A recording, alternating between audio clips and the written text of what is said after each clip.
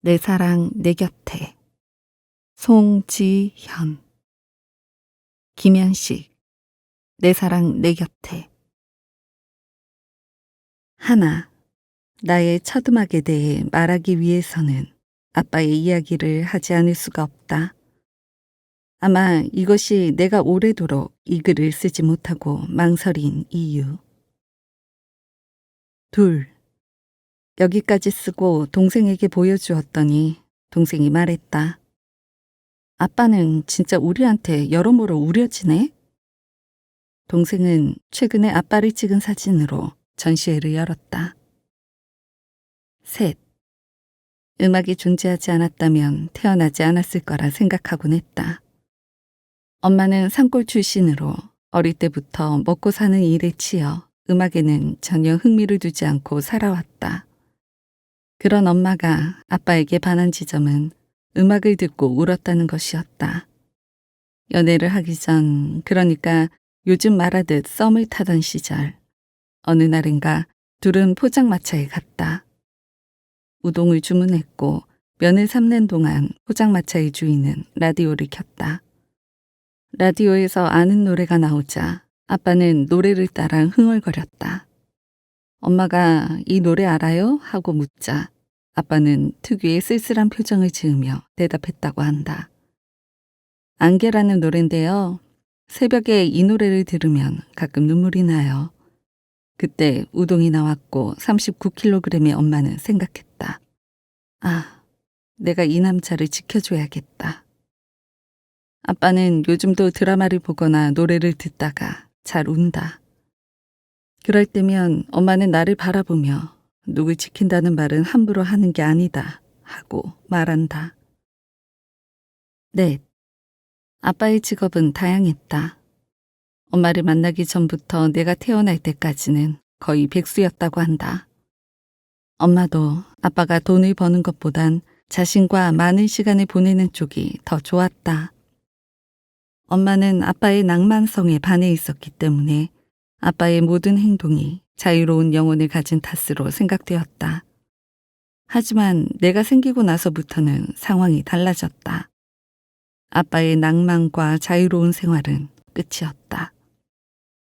아빠는 아침마다 엄마의 배웅을 받으며 꼼짝없이 일터로 가야 했다. 하지만 두어 달 회사에 다닌 것이 고작이었고 곧 체질이 아니라며 그만두었다. 그렇게 다양한 직업을 가졌고 다양하게도 망했다. 마지막으로 아빠가 한국에서 한 일은 큰아버지가 소개해준 배달 일이었다. 병원에서 사용하는 처방전을 납품하는 일이었는데 뒷좌석과 트렁크가 처방전으로 들어찬 박스로 가득했다.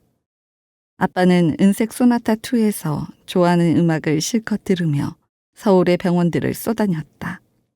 어떻게 아냐면 아빠가 운전할 때면 졸리고 심심하다고 나를 조수석에 태우고 다녔기 때문이다.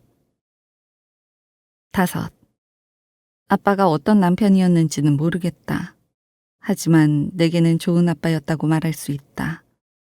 아빠는 내가 태어나자마자 나를 둘도 없는 친구로 여겼다. 산부인과에서 나를 데려와 아빠가 제일 먼저 한 일은 헤드폰으로 자신이 제일 좋아하는 음악을 들려준 것이었다. 그 장면은 아직 사진으로 남아있어 나는 헤드폰에서 어떤 음악이 재생되었을지 상상해 보곤 한다. 아빠는 내게 클래식부터 가요까지 가리지 않고 들려주었다. 어린 시절 나는 드뷔시의 달빛을 들으며 몽환이라는 단어를 배웠고 서태지를 들으며 퓨전이라는 단어를 배웠다. 아빠는 음악을 좋아하는 만큼 새로 출시되는 기계들에도 관심을 가지곤 했다. 특히 게임기가 새로 출시되면 참지 못하는 편이었다. 사실 완전히 망하기 전 여러 직업 중엔 게임 타이틀 판매업도 있었다. 나는 아빠에게 처음 게임을 배웠다. 아빠가 배달 일을 하지 않는 날엔 둘이 집에서 콘솔 게임을 했다. 우리는 보글보글 백탄을 깨기 위해 화장실을 참기도 했고 원더보이를 깨기 위해 아직도 난도가 높은 게임으로 언급되곤 한다. 여러 번 바닥에 머리를 박았다. 그럼에도 한 판이 끝날 때마다 하이파이브를 하는 것도 잊지 않았다. 배달을 다니면서도 아빠와 나는 여러 놀이를 했다. 끝말잇기, 음악 감상, 세계 각국의 언어로 인사말 외우기까지. 그중 내가 제일 좋아하던 놀이는 터널에서 숨을 참는 것이었다. 아빠는 터널에서 숨을 참고 소원을 빌면 이루어진다고 말해주었다. 나는 터널이 나올 때마다 어떻게든 숨을 참으려고 애썼는데 아빠는 그런 나를 보고 낄낄댔다. 내가 빈 소원은 늘 같았다. 나는 어른들이 엄마가 좋아? 아빠가 좋아? 라는 질문을 하면 영리하게 대답하는 아이가 아니었다. 엄마를 빤히 앞에 두고서도 나지막이 아빠요 라고 대답했다. 그게 재밌는지 사람들은 내게 자꾸 그 질문을 했다. 그럼에도 내 대답은 달라지지 않았다. 아빠가 흐뭇해하던 건 분명했다. 그때 엄마의 기분이 어땠을지 요즘도 잘 모르겠다. 아빠가 떠나던 날 만삭인 엄마에게 왜 아빠가 가야 하냐고 소리치던 나를 보던 엄마의 기분도 헤아릴 수가 없다. 6. 아빠와는 10살 때까지 살았다. 다양하게 망해버린 대가로 아빠는 26년간 다양한 곳을 떠돌아야 했다. 계산하지 않아도 26년이라는 시간을 알 수 있는 것은 동생의 나이와 아빠가 떠나 있던 기간이 일치하기 때문이다. 그래서 재작년부터 시작된 팬데믹 상황보다 당황스러운 것이 아빠의 귀국이었다. 아빠는 26년만큼 늙은 채로 작은 짐가방 하나만을 들고 돌아왔다. 동생은 아빠와 한번 살아보지 못한 채로 26살이 되어 있었다. 우리는 아빠에게 새로 나온 기계를 사용하는 법에 대해 하나씩 가르쳐 줘야만 했다. 아빠를 처음 만난 엄마가 했던 생각대로 이젠 정말 그를 지켜줘야 하는 때가 왔다. 그 사실을 외면하고 싶어 나는 본가에서 나와 자취를 시작했다. 7. 최근 나의 상태에 대해 말해야겠다. 단 한 줄도 쓰지 못한 게 벌써 6개월이 넘었다. 모든 작업은 하면 할수록 숙련되는 것이 아니었나. 어째서 점점 더 어렵고 무서워지는지. 게다가 글을 쓸 때 얼만큼 솔직해야 하는지도 가늠이 잘 되지 않는다. 예전엔 그런 거리가 잘 지켜졌던 것 같은데 지금은 잘 모르겠다. 어쩔 땐 너무 많은 이야기를 한 것 같아서 밤새 뒤척이다가 아침을 맞이한다. 어디까지를 얼마만큼을 써야 하는 걸까? 8. 10살 무렵에 나는 낡은 소나타의 조수석에 올라탄다. 아빠와 나 둘만의 하루가 시작된다. 우리는 경기도에서 서울로 이동한다.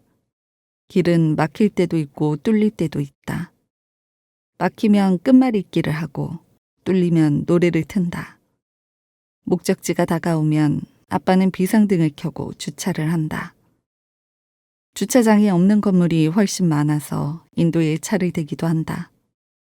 아빠가 병원에 처방전이 든 상자를 배달하려 건물을 오르내리는 동안 나는 주로 차에 있다.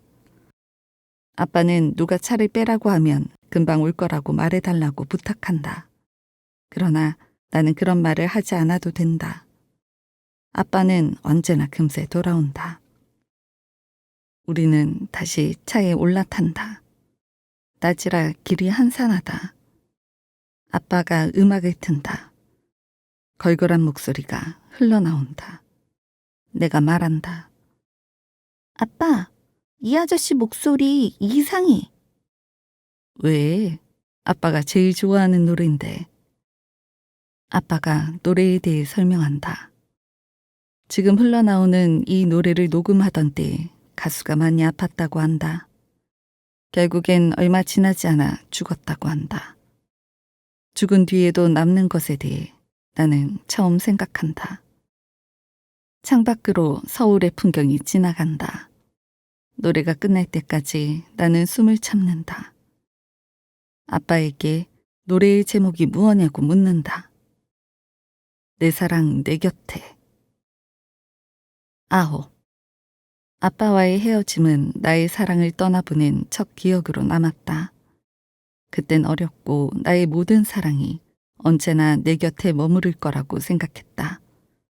그리고 어떻게 그런 일이 벌어졌는지 해석하려고 노력했다. 수없이 많은 사랑들을 떠나보내며 살아온 지금. 이젠 세상에 해석할 수 없는 일이 있다는 것도 안다. 떠난 뒤에도 남는 것이 있다는 것을 안다. 하지만 마음이 아픈 것은 어쩔 수 없다. 어쩔 수 없는 일들이 있다는 것도 안다. 그럼에도 종종 본가에 간다. 가서 26년만치 늙은 아빠를 본다.